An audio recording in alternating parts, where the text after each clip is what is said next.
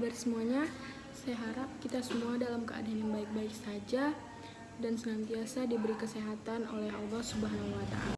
Pada kesempatan kali ini, saya Nur Safia Tunada dengan nomor induk mahasiswa 2003113637, mahasiswa Universitas Riau Fakultas Matematika Ilmu Pengetahuan Alam, jurusan Matematika dan Program Studi Statistika akan melaksanakan tugas ujian akhir semester saya dengan mata kuliah Pendidikan Pancasila oleh dosen pengampu Bapak Nurdiansyah MPD. Saya akan memaparkan materi mengenai Pancasila sebagai sistem filsafat. Pada materi Pancasila sebagai sistem filsafat, kita akan mempelajari 3 pokok bahasan. Yang pertama ada pengertian Pancasila dan filsafat, yang kedua ada filsafat Pancasila, dan yang ketiga ada hakikat sila-sila Pancasila. Tanpa memperpanjang waktu lagi, mari kita masuk pada pembahasan yang pertama, yaitu pengertian Pancasila dan filsafat. Pengertian Pancasila. Pancasila diambil dari kata panca dan sila. Panca yang berarti 5 dan sila yang artinya dasar. Jadi dapat diartikan bahwa Pancasila adalah 5 batu sendi atau dasar, atau juga dapat diartikan sebagai 5 tingkah laku yang baik.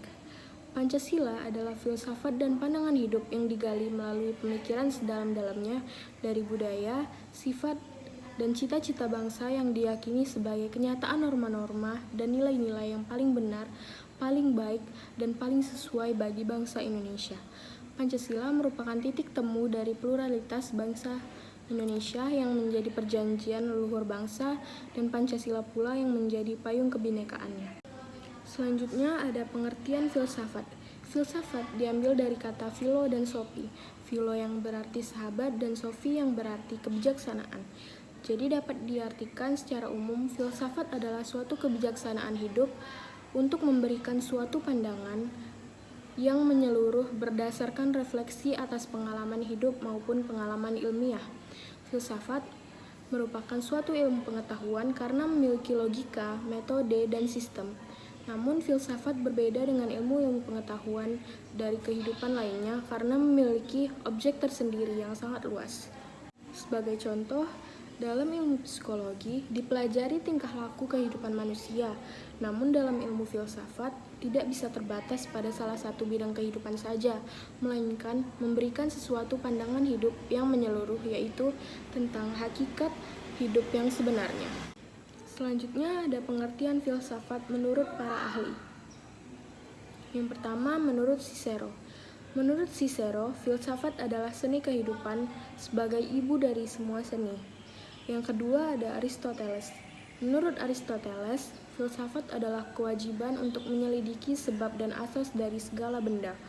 Yang ketiga ada Plato. Menurut Plato, filsafat adalah tidaklah lain dari pengetahuan tentang segala yang ada. Yang keempat ada Harold H. Titus. Menurut Harold H. Titus, filsafat adalah sekumpulan sikap dan kepercayaan terhadap kehidupan dan alam yang biasanya diterima secara tidak kritis. Selanjutnya ada Thomas Hobbes. Menurut Thomas Hobbes, filsafat ialah ilmu pengetahuan yang menerangkan perhubungan hasil dan sebab atau sebab dari hasilnya. Dan oleh karena itu senantiasa akan diberikan suatu perubahan. Yang terakhir, menurut Al-Farabi.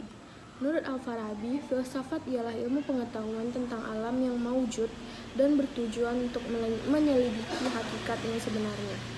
Selanjutnya ada pengertian filsafat menurut tokoh-tokoh bangsa Indonesia. Yang pertama ada Profesor Mr. Muhammad Yamin.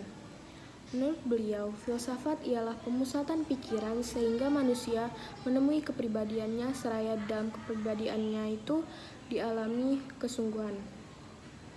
Yang kedua, menurut Notonegoro. Menurut Notonegoro, filsafat menelaah hal-hal yang dijadikannya objek dari sudut intinya yang mutlak, yang tetap tidak berubah dan yang disebut dengan hakikat. Selanjutnya ada Profesor Dr. Ismaun MPD. Menurut Profesor Dr. Ismaun MPD, filsafat adalah usaha pemikiran dan renungan manusia dengan akal dan kalbunya secara sungguh-sungguh, yakni secara kritis, sistematis, fundamentalis, universal, integral, dan radikal untuk mencapai dan menemukan kebenaran yang hakiki yang mencakup pengetahuan dan kearifan atau kebenaran yang sejati. Yang terakhir ada Driya Karya. Menurut Driya Karya, filsafat sebagai perenungan yang sedalam-dalamnya tentang sebab-sebabnya ada dan berbuat. Perenungan tersebut tentang kenyataan yang sedalam-dalamnya sampai mengapa yang penghabisan. Mari kita masuk pada pembahasan yang kedua, yaitu filsafat Pancasila. Pancasila sebagai sistem filsafat adalah suatu kesatuan yang saling berhubungan untuk satu tujuan tertentu dan saling berkualifikasi yang tidak terpisahkan satu dengan yang lainnya. Jadi Pancasila pada dasarnya adalah suatu bagian atau unit-unit yang saling berkaitan satu sama lain dan memiliki fungsi serta tugasnya masing-masing.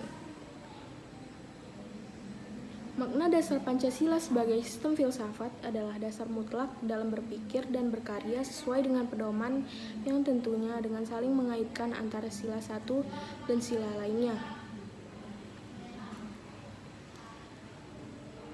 Misalnya, ketika kita mengkaji sila kelima yang intinya tentang keadilan, kita harus mengaitkannya dengan nilai sila-sila yang lain, seperti keadilan yang berketuhanan pada sila yang pertama, keadilan yang berperikemanusiaan pada sila yang kedua, keadilan yang berkesatuan atau nasionalisme, kekeluargaan pada sila ketiga, dan keadilan yang demokratis.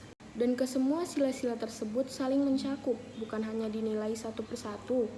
Semua unsur 5 sila tersebut memiliki fungsi dan makna atau tugas masing-masing.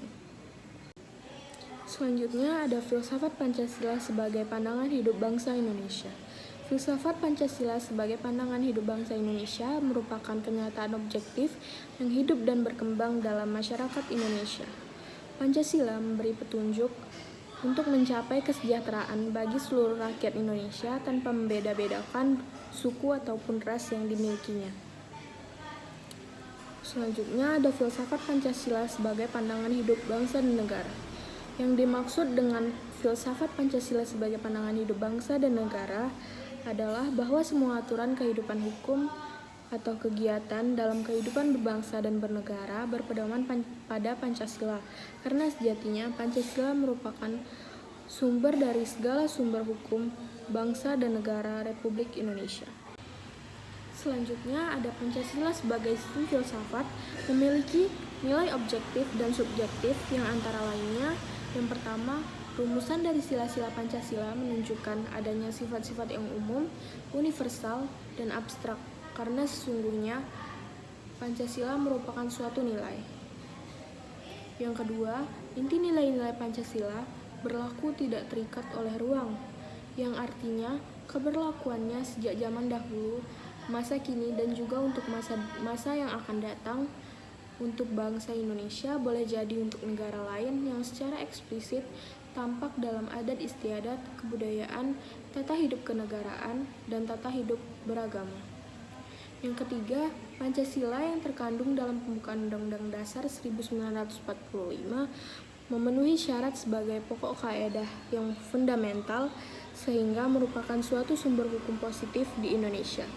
Oleh karena itu, hierarki suatu tertib hukum di Indonesia berdudukan sebagai tata tertib hukum yang tertinggi, maka secara objektif tidak dapat diubah secara hukum dan melekat pada kelangsungan hidup negara. Sebagai konsekuensinya, jikalau nilai-nilai yang terkandung dalam pembukaan Undang-Undang Dasar 1945 itu diubah, maka sama halnya dengan membubarkan negara Indonesia yang sudah diproklamasi pada 17 Agustus 1945. Yang keempat, nilai Pancasila timbul dari bangsa Indonesia itu sendiri. Nilai-nilai yang terdapat dalam Pancasila merupakan hasil dari pemikiran, penilaian, refleksi filosofis dari bangsa Indonesia itu sendiri. Yang kelima, nilai Pancasila merupakan filsafat bangsa Indonesia. Pancasila sebagai pandangan hidup bangsa Indonesia menjadi pedoman bangsa untuk mengatur segala aspek kehidupan berbangsa dan bernegara, sekaligus menjadi cermin jati diri bangsa yang diyakini sebagai sumber nilai atas kebenaran, keadilan, kebaikan, dan kebijaksanaan dalam kehidupan bermasyarakat, berbangsa, maupun bernegara.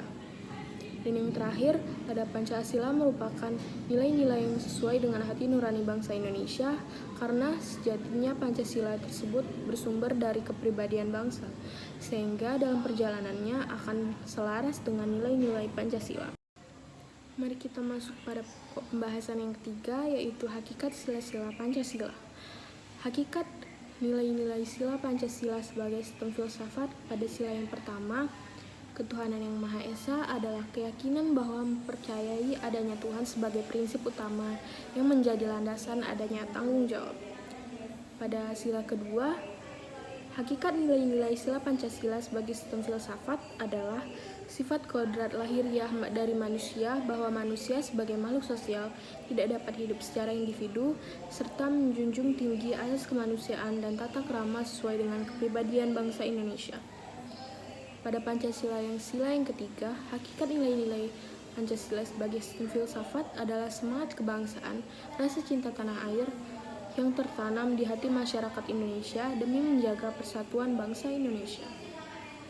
Pada Pancasila sila yang keempat, hakikat nilai-nilai sila Pancasila sebagai sistem filsafat adalah keputusan yang diambil ketika menemui suatu permasalahan melalui musyawarah mufakat yang telah disepakati dan dijalankan oleh semua anggota, bukan mengambil pendapat mayoritas dan mengesampingkan pendapat minoritas, menghargai semua usul yang ada dan mengambil keputusan sebagai jalan terbaik atas segala permasalahan yang ada.